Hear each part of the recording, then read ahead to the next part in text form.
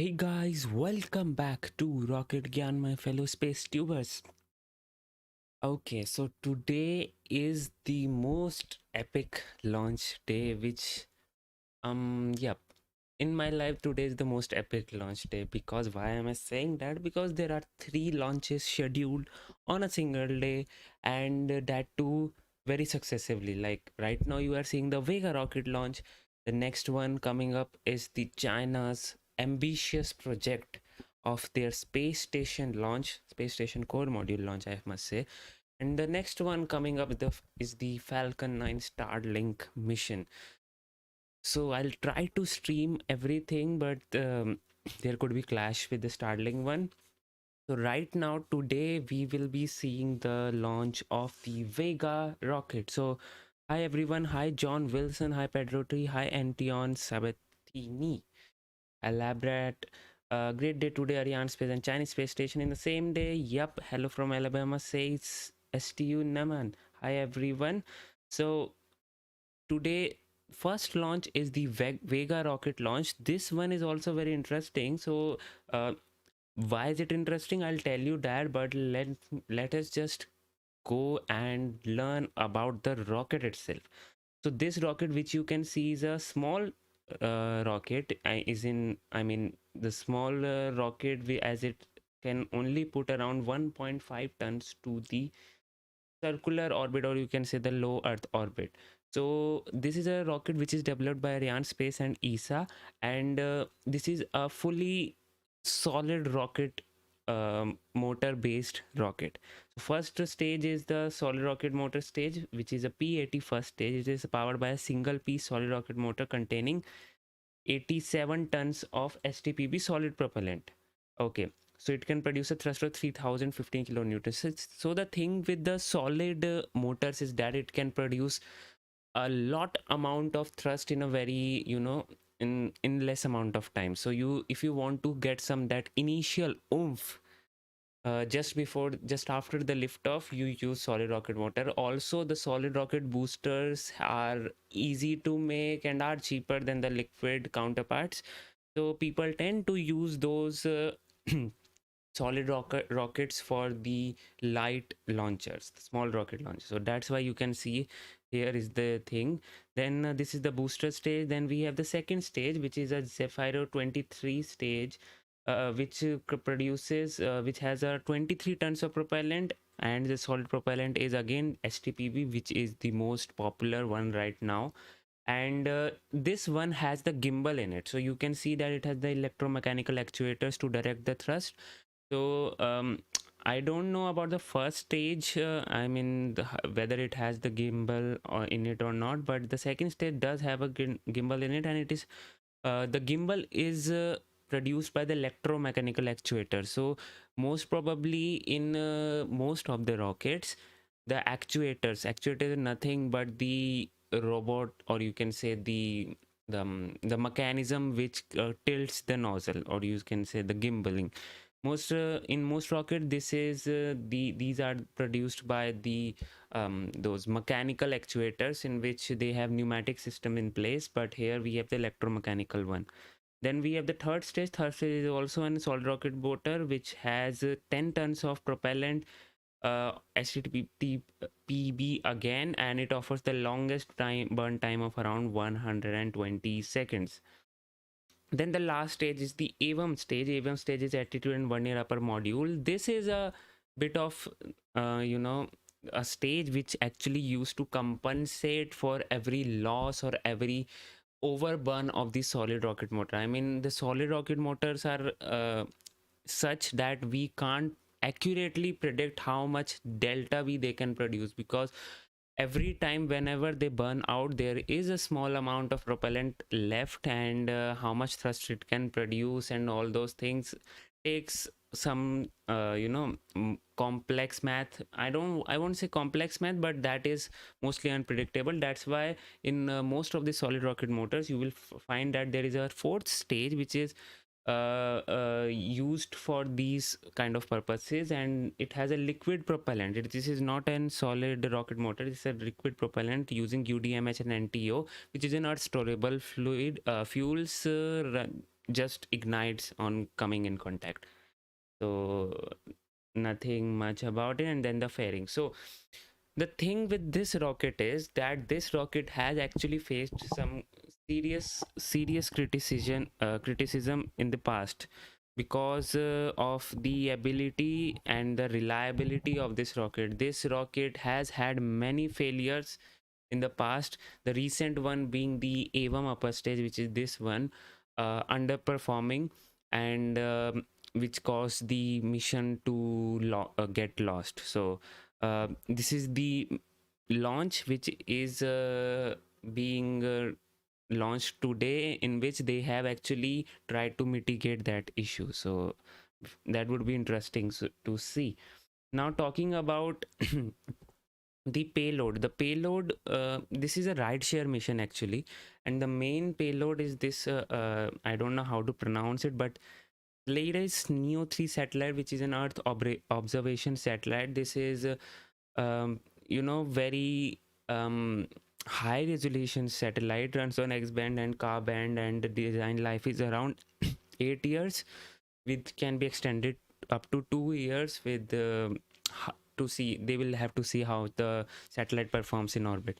So why is it why is it having a high resolution? Because it actually has a resolution of around just 30 centimeter, and it will be placed in sun synchronous orbit, so that orbit is also very advantageous for earth observation satellite. So this is the main one.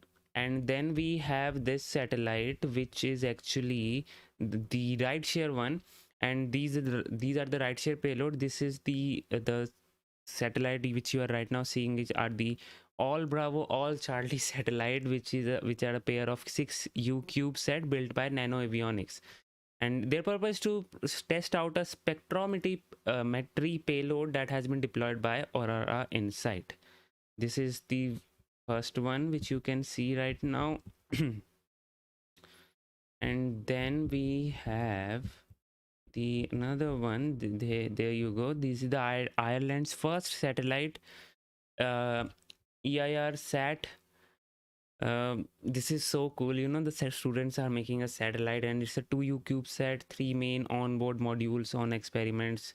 Okay, this is the thing. This is one satellite, and the other one which we have is this one, which is the Eutelsat.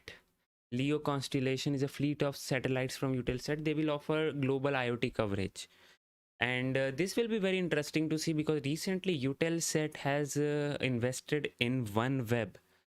OneWeb, if you don't know, is the kind of, you can say, the competitor for Starlink. And when the IoT is combined with the satellite internet, that will actually have some greater impact. We will have to see what this Eutelsat investment in OneWeb has in store for us. So yep, that is the case. The last satellite is the Lemur 2. No, not the last one, but this is one of the satellite. Then we have the Myriota satellite. Just a sec.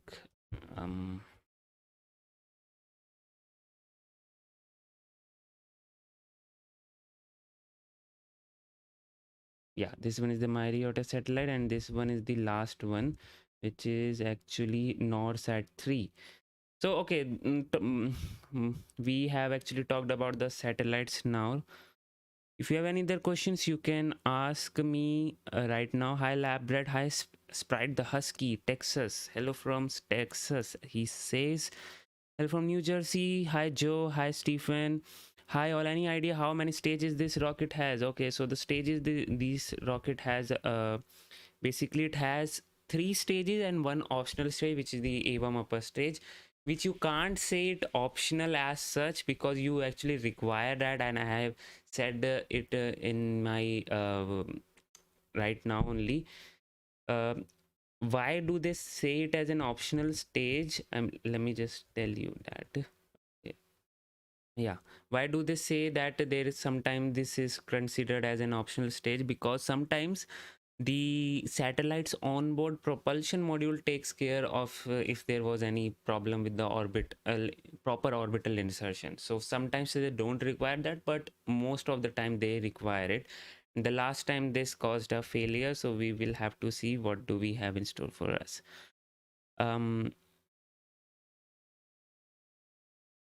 I Okay.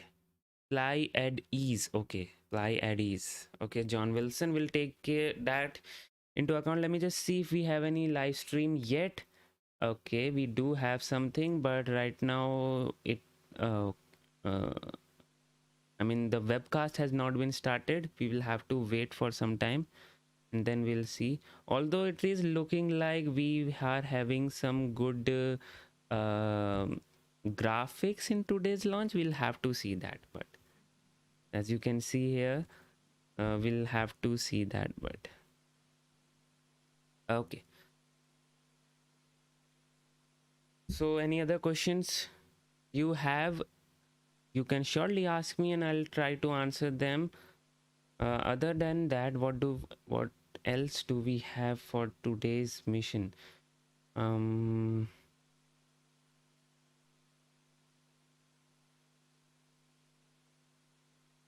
Nothing as such. Okay, cool.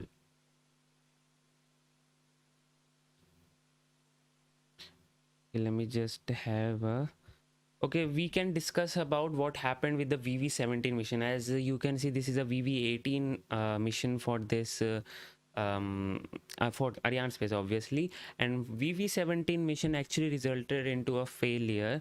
And this Vega rocket, if I'm not wrong, has around 17 launches till now, and it has actually resulted into 3 failures, if I'm not wrong. And every time there is some new issue coming up with this rocket. Although this is a solid rocket based solid motor based rocket, that does not mean it does not have any as such reliability, but I don't know what is causing such issues. The last time actually the AVM upper stage underperformed, and the cause of the underperformance was the loose cables in the AVM upper stage.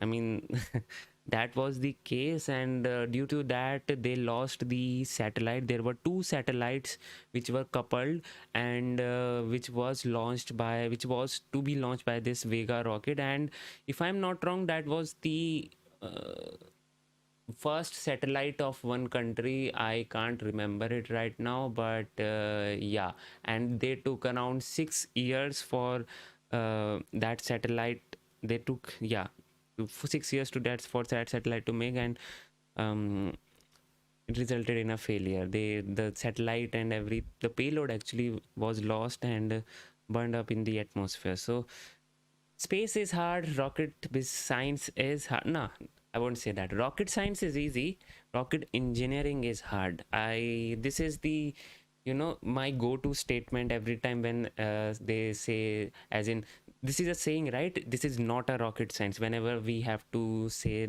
that something is not difficult as you think, we say that this is not a rocket science. But every time someone says that to me, I always says, no, no, no, no, you are actually telling wrong. Rocket science is easy, rocket engineering is hard. Rocket science, you can actually understand, and you can actually visualize everything by just having knowledge about high school physics, because the Kepler's law, those orbital mechanics and Newton's laws, these are the things which we actually require, and how the rocket performs. But the rocket engineering is the thing which we have to see, right? So yeah. Okay, Shmojo. My name is Priyanshu, and you are seeing the Rocket Gyan, in which actually, if you are new to this channel, let me just tell you that on this channel I host live streams of almost every rocket launch that happens in the space industry, and you will also find other space related videos too. Although I'm a bit back on the video upload frequency, because there has been some issues lately, but I will get back into track. So yeah, Hi, John. Oh, thank you so much, John Wilson, for that $50 Canadian. I mean, I can't thank you enough. Thank you so much for that $50 super chat. It really, really, really helps the channel. And yeah, it really helps the channel. It really helps me, and it really keeps this channel alive. So thank you so much for that. Okay. Thank you so much, John Wilson. Really appreciate it. Um. Okay. So what do we have else? Let me see. Okay, we can talk about the next launch which is coming up. So today, if you don't know, there are 3 launches scheduled in quick succession. And we are right now seeing the Vega rocket launch. Then we have the Chinese space station launch. Yes, Chinese are into space business right now, and they are going in very, very hard. I mean, if they actually progress in the way they are right now, they are doing right now, they will surely be in competition with NASA. NASA will have a serious competition with China in coming years. I'm telling you that, because they have proved that um, Chinese space agency is very much capable with their lunar sample return mission. Now they are going in for their very own permanent space station. They already had 2 stations, the 2 prototype stations. Previously they launched it previously for the prototyping based, and to learn and to gather data. It was not for very long. The mission duration was not for very long, around 1 year for the first station, the second, and 2 years for the second one. But this time they are actually making it a permanent one, which will have like 10 years of life, and if proper maintenance is done, it could be extended to 15 years. So yeah. Oh, thank you so much, Shmojo, for that $5 super chat. I feel your struggle at times, but I keep coming back. I know there are times where we don't get on this channel, we don't get many viewers, but I just keep enjoy. I just enjoy this live interaction with you guys, and spreading awareness and keeping you updated about the latest development in space. That's what I do. So thank you so much for that. Okay, we must be having the webcast now, but I don't know why there has been such a late. Okay. Oh, thank you so much, Brian, for the $10 super chat. I mean, guys, you are just nailing it today. I mean, I don't have any other words right now. This okay. Seriously, guys, this really, really, really helps me. And right now in the COVID times, it actually helps me and my family right now. And thank you so much for all your donations, all your love and support. I will make sure that I'll keep delivering and keep, updating with you, updating you with the latest technologies and all those things. So, um, let me just see if we have any update, if we do have any, I mean, to say any shift in the launch time. Let me just see that.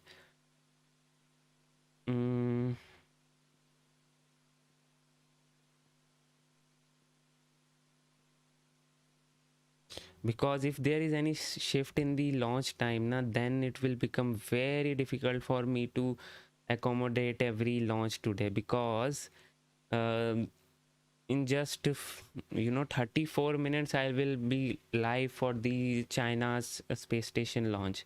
So it will be very difficult if they have shifted the launch time right now. But I think everything is looking good right now. No as such issue, but I have to come here. The launch time right now is the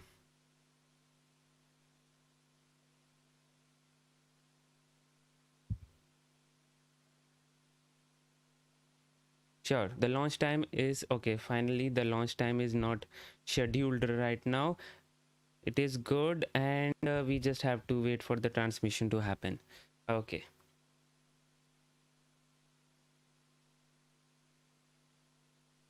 Let me see if we have. Okay, I'll try to give you some more information about what happened with the Vega VV17 mission.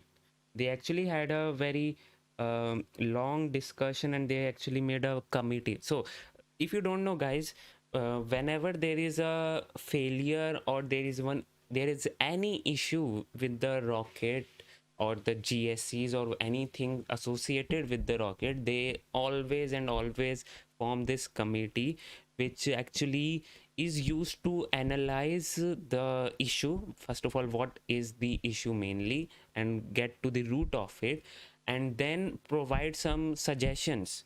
That committee is there just to provide and analyze, first of all analyze, and then provide some suggestions on how to improve on the development of the rocket or the GSEs, or whatever mitigation techniques they can deploy to actually mitigate the issue which they faced. So this is every time they have this committee which they form, and they discuss about the potential issues and the potential rectification of those issues. So for this one also, they formed it, and they actually ensure that, okay, they found this issue, right? The even upper stage was not performing, underperform actually, and the reason was some loose cables in that. I mean, when we hear about that, we just think, okay, maybe just tighten up the cables the next time and you are all right. But that does not how it works in space. Whenever there is something wrong with the rocket in any mission, they ensure that that thing does not happen the next time. And for that, they actually have this thing in their countdown timeline, in which they actually make one checklist. So the first of all, the timeline for the countdown timeline is there for a reason, in which they check all the systems, all the performance things and everything. So in that timeline only, they add one more feature in which they check all the loose cables, I must say that, if there is any loose cables in the upper stage, so that it does not happen again.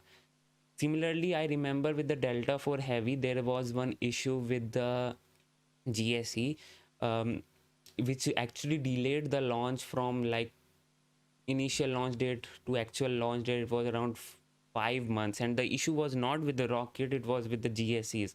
And if I'm not wrong, the GSEs, what was the issue with the GSE? I just don't remember right now, but there was some pressure shaft which actually caused some issue, in which it was, it actually got torn due to the time.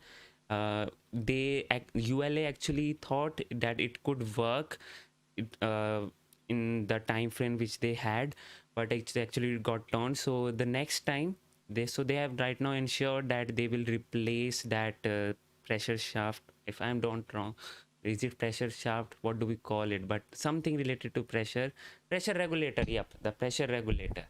Okay, so the pressure regulator, they have ensured that they will replace it. I mean, whenever they were like, if they were replacing it at a 5 years interval, now they will be replacing it around 3 years interval. So yeah, that those things happens.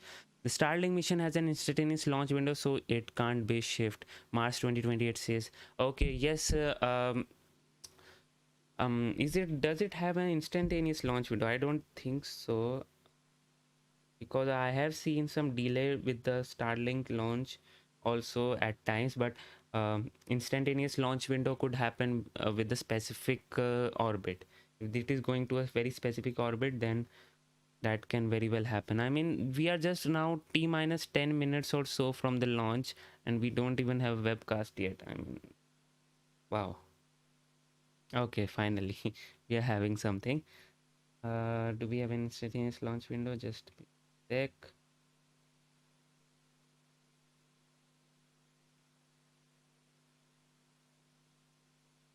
Let me just update the time also here.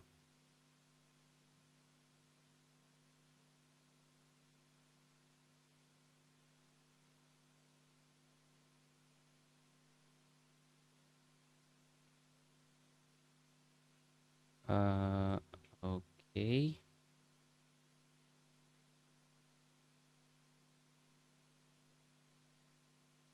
Yep, we do have an instantaneous launch window, so it can't be shipped. You are right, March 2028. So that means they are actually going into a one specific orbit in which they only have opportunity for today, and that to a very instantaneous moment. It would be interesting to see that, but I don't think so. We'll have to actually see what will be the consequence. I mean, at 8:48 we have a Chinese launch, and then we have 9:14 we have the Starlink launch. We'll have to see how the things will go. So yeah.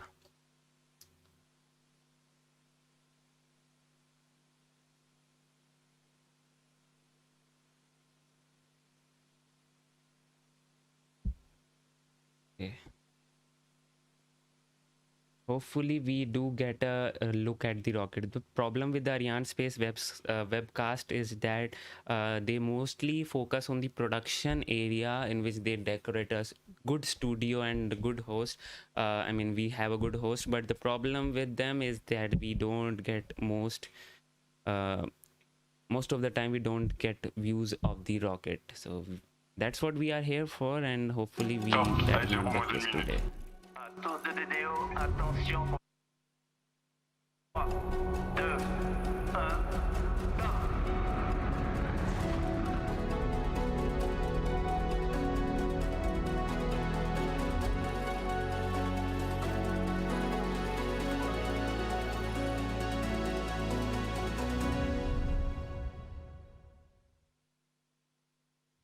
Okay, so they actually have improved, or you can say they changed Good their evening, studio today. good morning, wherever you are. Welcome to our live coverage of flight VV18, our first Arianespace Vega flight of 2021. This is going to be some show. We're here in Toulouse. Why Toulouse? Because it's also the headquarters of Airbus. And we are launching the Airbus's latest commercial, sophisticated observation satellite. Just about the best in the world, the latest generation. And on top of that, there'll be 5 other satellites piggybacking along for the ride.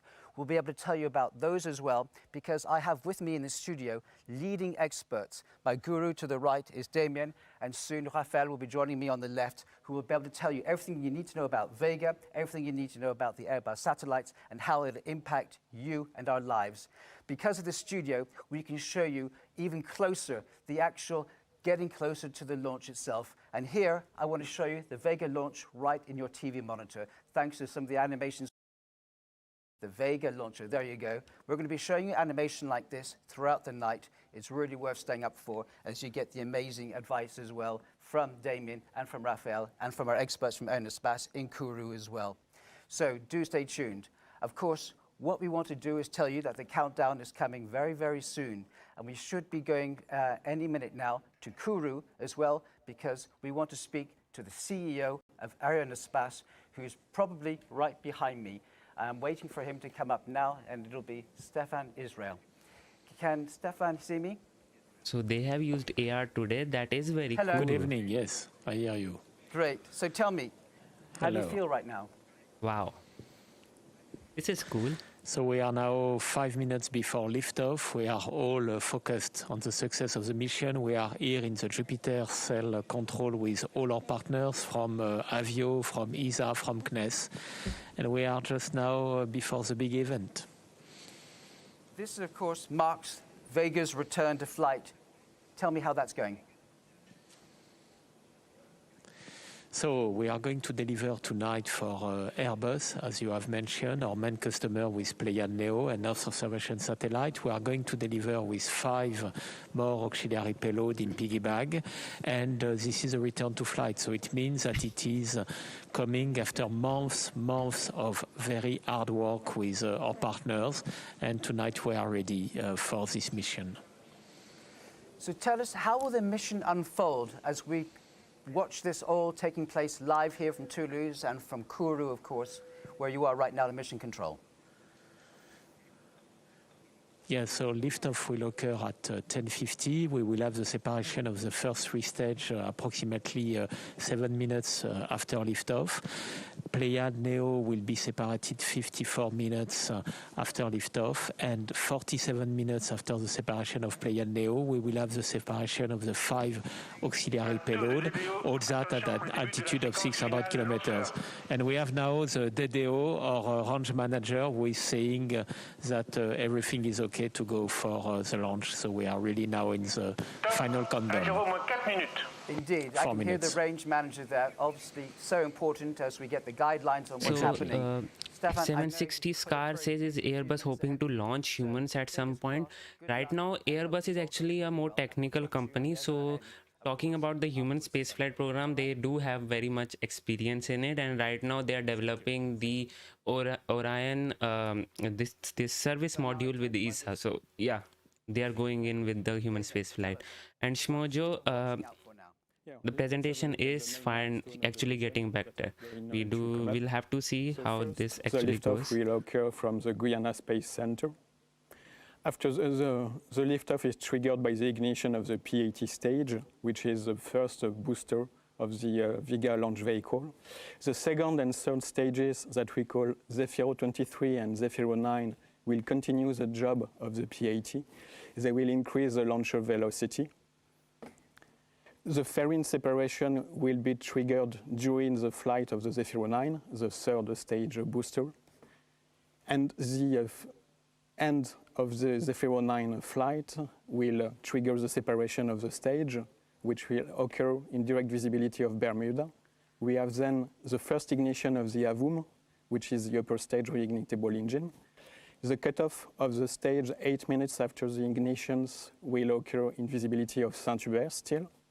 And after this cutoff, we start a phase that we call the long ballistic phase, which allows us to reach visibility from a new NorSat in Australia, where we will trigger the second AVUM boost before releasing the first main passenger, Pléiades Neo 3.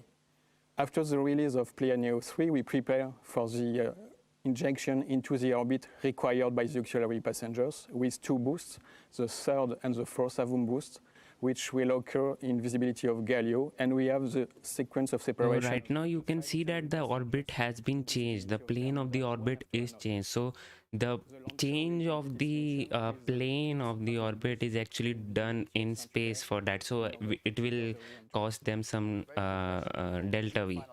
But they have the those requirements for this mission. That's why they are going to do that.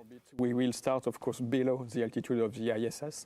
At the end of the first AVUM boost, we are slightly below the altitude of the ISS. During the first ballistic phase that we discussed about, the altitude increases and we go beyond the altitude of the ISS, and we separate all our customers far beyond the altitude of the ISS. Yes, Bob Robert, the thing with Arianespace is that we don't get to see much views till the last time, till the end time, so you will have to wait till T-minus 30 seconds or so. Tell me the role of the DDO, as they call it in French, the range manager.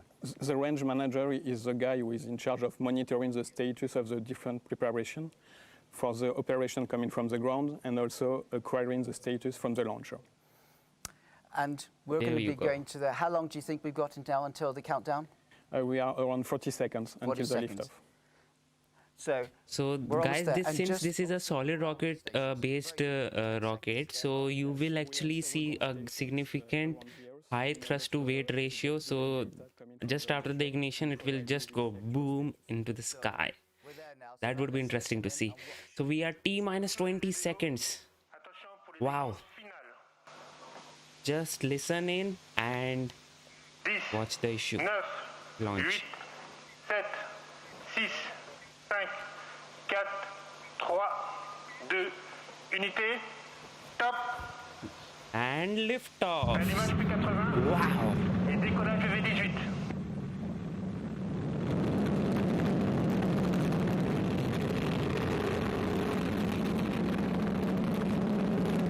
Okay, so the first stage does have the gimbal power in it. Wow. Did you see that TWR there? Just after the ignition, it just went up into the sky, and now we are seeing it launch. everything is looking nominal right now, as they say, and there we have the animation. We never get tired of seeing those launches, No, do we? it's always something very beautiful to look at. So we're into it now. What happens? We track it now. Tell me what happens now. Yeah, now we are in the phase that we call the P80 phase. It's the name of the first stage boosters, which allows us to get far from the launch pad. During this phase, we burn solid propellant. So the name of P80 comes from the amount of propellant that we have on board. So it's roughly 80 tons of propellant, slightly more. And during these phases, the launcher provides thrust and accelerations, and the separation of the stage will be triggered when the acceleration will get below a predefined threshold in order to get use of this mass, which is useless. Guys, we do have some proper animations today, but we don't have those useful data which they actually give every time for the launch. So that is missing today. You're directly in contact with Kourou. Yeah, I have a direct contact with the people who are getting the real-time telemetry data. The last time when this, I think they have a very good reason also to hide the telemetry and those information. And there you go. The separation of the P80 has just been confirmed. Second stage and we have the ignition. ignition of the second stage, which we call the VV18. So confirmation, the first separation has gone ahead as planned, which is what we were looking for. Yeah. What happens next? Now it's the job of the second stage, which will increase still the launcher velocity and the altitude in order to provide additional energy to the launcher. And then when it will complete its job, it is exactly the same principle as for the P80. It means once we have used almost all the propellant that is inside the stage, we will trigger the separation.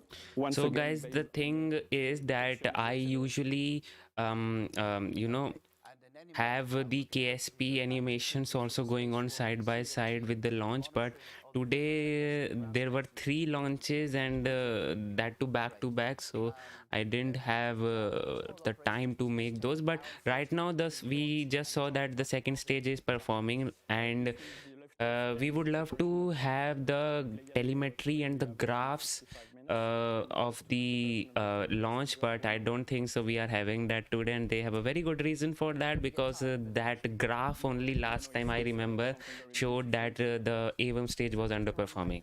So we'll have to see. 3 or 4 minutes ago. And we're now waiting for the next separation detail to come up, and you'll know about it very soon, because Damien is in constant contact with the range manager, with Kourou, and I guess that's going to be imminent now.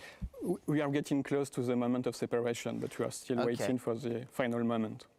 And just a reminder, you're watching us here from Toulouse, where Airbus has its headquarters, where the satellite was made. And I have Damien here from Arianespace giving me all the latest information. And I'm going to be joined here very soon by Raphael, also from Arianespace. Yeah. I want to share with you the fact that the separation of the VV23 has been confirmed, and we have the start of the roll maneuver before igniting the Z9.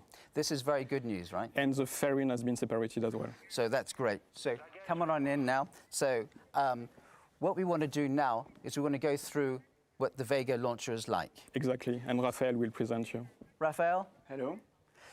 Let's go now through the magic of the studio and look at this Vega launcher launch rocket and take us through everything. Come out of the ground magically. So it's actually, the Vega launcher is actually much bigger than this, of course. It's 30 meters tall. It weighs a little less than 140 tons. And it is composed of 4 stages, each playing a key role in the smooth execution of the launch mission. So the main stage that we see here is really the one who is going to put the Vega launcher out of the Earth to extract it from the gravitational effect of the Earth. You see also that there is like a conical interstage that is making... So Brian asked, so each satellite has its own third stage. No, it does not have its own third stage. They have this fourth stage, which is actually based on liquid fueled engine, so that is reignitable. So every time when they have to, you know, they have this rideshare mission today, and when any satellite requires a specific orbit, so those engines, those liquid fuel engines ignite and change the orbit, change the inclination or whatever, and then deployed and then revert back to the original orbit. So that's how it works. And the fourth stage actually has this UDMH and NTO as its fuel, because they don't want to carry the those igniters with them. These are the hypergolic fuels which just when they just come into contact, they ignite. So that is the reason why they are using this fuel. They don't want to carry any igniters, and that is the reason why they can reignite the engines theoretically infinitely many times. So yeah. Satellites at the right locations in space. It has a reignition capability, which is absolutely key, and I think we will talk about it later. I'm sure you will. These are amazing pictures we're looking at. And while I have you here on my right is my other guru. We're now waiting for the next separation element, right? The separation of the separation has just occurred. It just And occurred. then we Okay, that's very crossed good the news as 309. well. Okay, so let's moving forward. So March 2028 says, do you think the Vega launch will affect how SpaceX can deploy its recovery fleet? Oh, there you go. It's absolutely key. That's what I was technology, waiting because for. Especially for capturing the small satellites market. I because didn't these understand are your very question. specific The satellites recovery that fleet for the typically Starlink have launch, as in, very limited propulsion capabilities. I So it didn't means that get they it. So require if the you launch can vehicle to be more separate clear, I'll them be able to help. as close as possible to their So operational right now orbit. the altitude is 208 kilometers, so it is increasing, and the distance we have we see. Did you see the velocity? It was around 7.5 kilometers per second, and it should be around 8.2 kilometers per second for a proper orbit insertion. I mean orbit in which it is above the atmosphere. So right now it is not above the atmosphere. The Abram stage has to ignite, and then that it will have it above the atmosphere. Right now it is falling. No, it is not falling. It is going up to the apogee. We can see the altitude being increasing and the velocity decreasing, which is bound to happen. Continue to track what's going on there, right? And We are currently in the phases just before the ignition of the AVUM, in the phases where we tilt the launcher in order to get the correct orientation just before ignition. And as soon as I have the information, I will let you know. okay, and that could- Ignition confirmed. ignition's confirmed. Okay, so now Okay. we have the AVUM, and that's all going well now. It looks like it's going well, so it's a very key step right now, because this is really the AVUM that is going to do the rest of the missions and to do the last orbital maneuvers in order to, like I said, So if I'm not wrong, the March 2028 is actually saying if they will have any range violations because of these launches, which are actually in succession, right? So if there is one united body which actually keeps a track of all the launches and all the vehicles which are going into the space and in what orbit they are going. They have to tell them, and according to them, if they are given a proper launch time and launch date and proper approval for the launch, that means there are no violations for the range. Everything is good, and yeah, that is the case. Just to mention as well, almost 1,000 people, men and women, working on this in the Airbus team. So a big journey, and I'd like to thank them because it's really their success that we see today. And it's only the start of the journey, because we'll have the second satellite, which is planned for July, next launch, and we will have 2 other satellites which will be launched in the course of 2022. So big journey in front of us. And then 10 to 12 years of hard work with our customers using the imagery of this So satellite. guys, the previous mission, the VV17 mission, had a problem with this AVUM's upper stage only, and right now it is performing as intended. We can see that it is following the graph in which it was programmed to follow. So it is doing good right now, and previously it didn't go as planned. It was deviated from the intended path, and yeah. That was the case of the failure, the loose cables in the upper stage. Laser terminals on this satellite, so you can communicate directly with lasers. You will have a lot of agility and a huge capacity. So in the years to come, you will see a lot of this data actually going into many, many applications, and we'll speak about this. And we also have to point out that this is Neo 3, but in fact there's 4 altogether going up. Yes, exactly. And it's part of a much bigger constellation, so part of a much bigger story. But altogether, it makes a lot of sense for our customers, for our partners, and indeed, it's a technological leap because they need this 30 centimeter resolution, and they will get a lot. Let's now look at this video explaining just what the Neo is. Go ahead.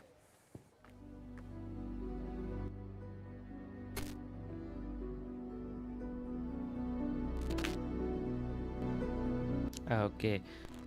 I don't think so I can play the music right now, but yes. Aren't they handling the launch of the Webb telescope later this year? Brian, that is the case. Yep, the James Webb telescope is actually scheduled to launch in October this year, but we have to see whether it is possible or not. It has been delayed so many times. And yes, Arianespace will be launching it on the Ariane 5 rocket. Which is actually a very reliable rocket right now, and yeah, that is the reason why they are launching it on Ariane 5. But I hope we get some good coverage of the launch, because that would be not good if that James Webb telescope launch we don't get any good coverage, because that is what we actually going to need. So yeah.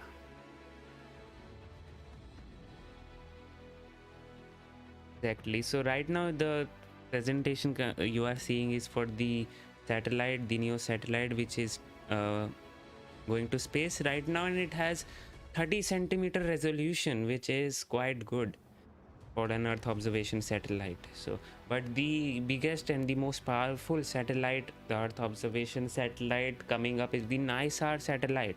It is the it will be the most costliest Earth observation satellite, which is being developed by NASA and ISRO. So they are in collaboration for this mission. NASA will be providing the they have this S-band and L-band. So NASA will be providing the L-band, ISRO will be providing the S-band, and ISRO will also provide the launch service, the GSLV Mark II rocket. And it is scheduled to be launched in the next year end, or the next to next year first half. So yeah, that would be a very good and very capable satellite to be launched. So yeah, Spectacular. Now, at the beginning I said this was a generational leap because you can do 30 centimeters, zooms in. You know, one key issue could be urban planning. As cities become megapolises and more of us move into towns and cities and become more dense, this kind of technology and what NEO can offer will be essential. That's right, Chris. There are many applications. Urban mapping is one of the key ones because of the density of cities, which is growing, because of pollutions, because of many areas. Here you see one image actually, which is at 50 centimeter resolution, so previous generation. But you see a city with a lot of density, lot of complexity, water, buildings, and many, many things. On the next page, you will see afterwards that we can. I will actually end this webcast after this AVM engine cutoff to see whether they will be able to just perform with this AVM upper stage properly, and then we'll move to the another launch, which is the most epic of today's, which is the Chinese space station launch. And yeah, do join me for that. Right now we are just waiting for the engine to cut off, and right now everything is looking good. It is following the trajectory as intended, and yeah. For instance, you can really see and calculate what will be the impact on the buildings. If you want to change a bit the environmental impact on the city, you can work very precisely on your vegetation map and get also some monitoring out of that. Finally, maybe worth to mention, you can look at the economic activity. Here it's one map, but actually the satellites, they are coming and coming and coming, and they give you very precise information. You can look at objects, cars, people, and you can actually derive information from that. Question though, this is 30 centimeter. What is it until now? Well, until now, Airbus was providing 50 centimeter and above, which was providing already a lot of information and very, very strong position on the market. But clearly, the market is expecting more, as they're expecting also more capacity, more agility, more information, and that's the sweet spot, which is currently 30 centimeter on the commercial market. Can I stop you for a second, Damien? Just hot news, we have the confirmation of the cutoff of the first AVUM according to the timing and trajectory is completely nominal. Okay, so in human talk, as you just heard, It's the first part of the AVUM job, and we are where we want to be at the time where we want to be. So everything is nominal. so your client here must be happy. Close to Christmas. okay, so you just saw that if upper stage has been able to perform correctly as intended, and right now the engine has been cut off. It is right now in the costing phase, and again the engines will ignite and then deploy the satellite. So I won't be streaming till that, because right now we all should go to the launch of the China space station. I'm right now ending the stream and starting the stream for the China's launch. So do come and yeah, join me on that. Yes, Mo, they pulled it off. So thank you so much for joining in. Until then, this is Priyanshu Rohila. You just saw Rocket Gyan. Stay safe, stay healthy, and bye-bye.